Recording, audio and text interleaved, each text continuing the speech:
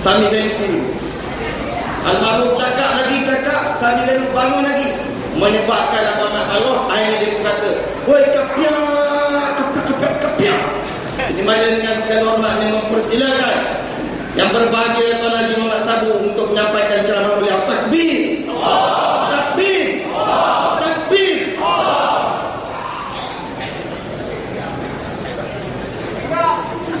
Assalamualaikum warahmatullahi wabarakatuh. Alhamdulillahi rabbil alamin.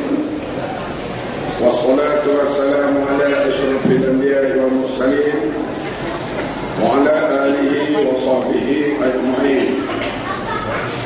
Salam sejahtera pada rakan-rakan sekalian. Yang saya hormati saudara pengacara majlis, saudara Cik Bubat daripada Badan SAM, Doktor yang dipertua PAS kawasan, juga Timbalan Pesuruhjaya, rakan saya daripada DAP, Ketua Cabang Keadilan, seluruh ahli-ahli jawatan kuasa PAS kawasan yang dipimpin oleh Dr. Hamzah, seluruh jawatan kuasa DAP, jawatan kuasa keadilan, seluruh ahli-ahli dan para penyokong parti-parti dalam Pakatan Rakyat, seluruh para hadirin hadirat, saudara-saudari yang dihormati sekalian. Alhamdulillah, sekali lagi dapat kita bertemu malam ini di dalam dewan yang berhawa dingin. Selalu kita berceramah di kampung, duduk atas padang penuh dengan kaca. Di Jerantut ni istimewa, dia duduk dalam dewan yang berhawa dingin. Inilah kuatnya PAS Jerantut, kuatnya semangat tuan-tuan di sini. Saya tak mampu buat dewan bangunan seperti ini. Saudara-saudari yang dihormati sekalian, Parti Islam umurnya sudah 60 tahun.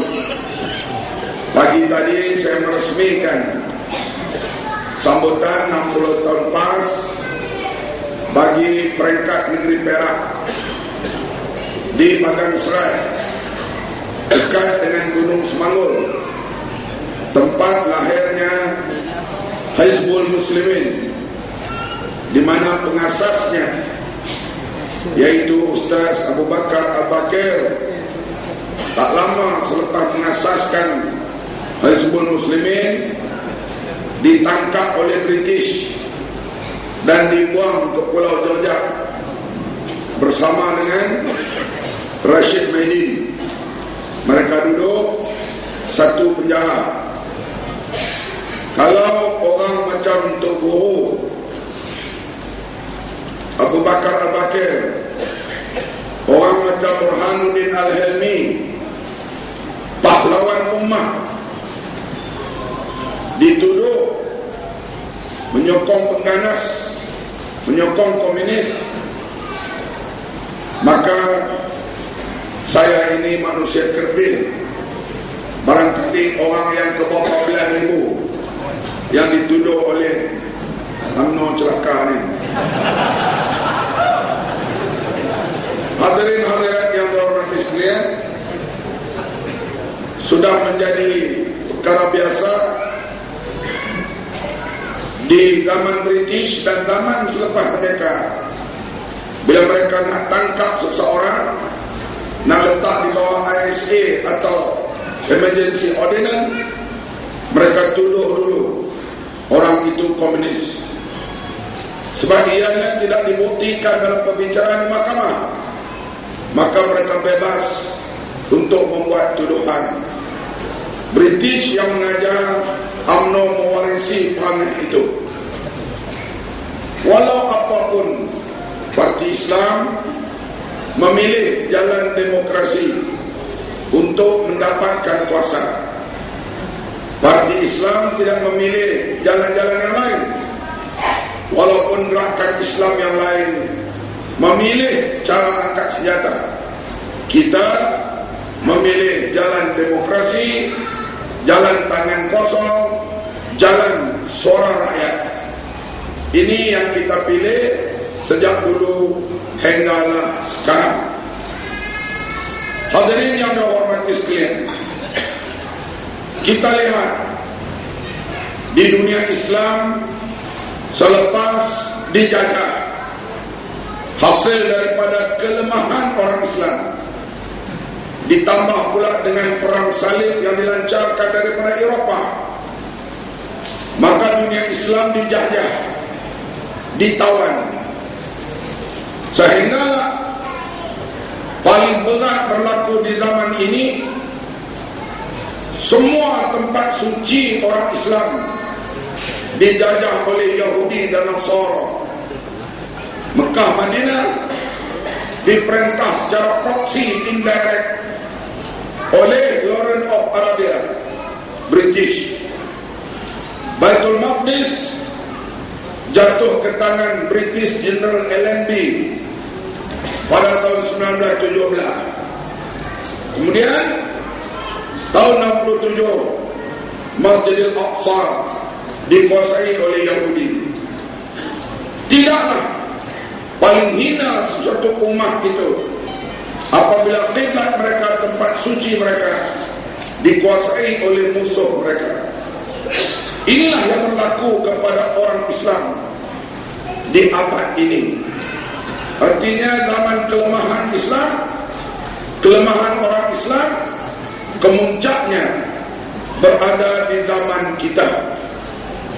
Hadirin yang dihormati sekalian, hasil daripada tiupan semangat yang dibuat oleh para ulama, khasnya Jamaluddin Al-Afghani dan lain-lain lagi, supaya orang Islam bangun di atas semangat jihad memerdekakan negara mereka.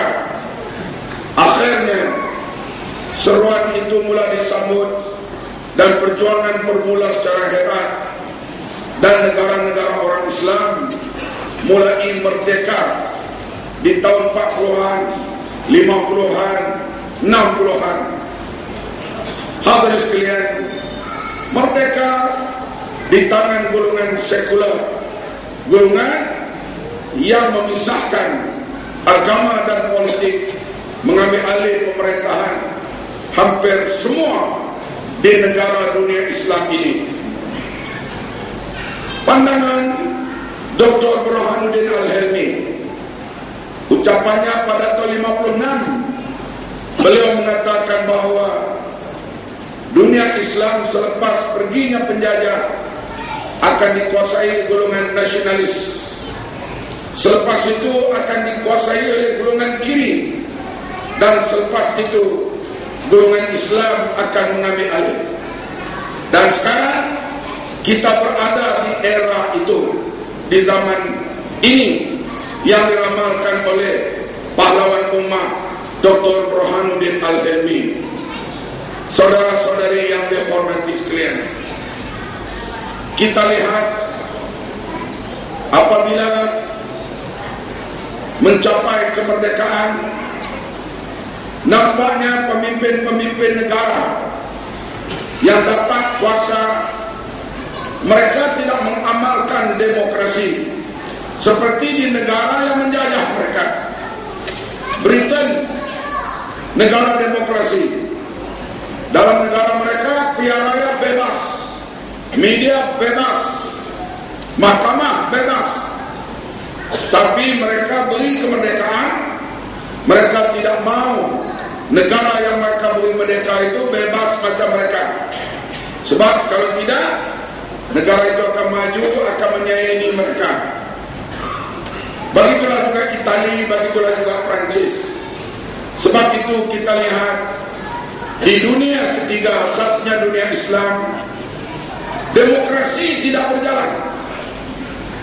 Rakyat terpaksa nak tukar kerajaan, keluar ke jalan raya dan memakan korban yang begitu banyak. Tengok apa yang berlaku di Indonesia. Nak jatuh kerajaan Soeharto, rakyat terpaksa keluar ke jalan raya. Mati para pelajar beberapa orang yang ditembak oleh polis. Kemudian barulah rakyat keluar ke jalan raya ramai. Maka hadirin sekalian, Soeharto berhenti. Barulah Indonesia dapat demokrasi. Kita lihat pula Iran sebelum itu, beribu pelajar yang ditembak di jalan raya oleh polis dan tentera. Polis salah, 4,000 mati sehari di hari Black Friday. Barulah Syahiran jatuh dan dapat demokrasi. Kita tengok pula apa yang berlaku di Tunisia. Di Tunisia pun macam itu juga. Tunisia presidennya macam Najib, istrinya macam Rosmah. Style rambut pun serupa. Hadirin sekalian, tadi didedahkan oleh Cik Umar, Rosmah ni suka barang kemas. Laila Tablisi, isteri Ali Zainal Abidin, dia suka simpan jongkok mah gitu itu. Rakyatnya serba menderita, susah. Satu hari seorang budak belia yang menjual sayur di pasar, kemudian diperiksa lesennya baterai tidak sempurna, dipukul oleh pihak polis. Kemudian budak ini dia pergi mengadu ke majelis bandara. Majelis bandara telah maki hamun dia putus asa. Akhirnya dia ambil minyak petrol, dia curah di badan dia cucuk diri dia. Bila dia mati, orang timur simpati kepada budak ini.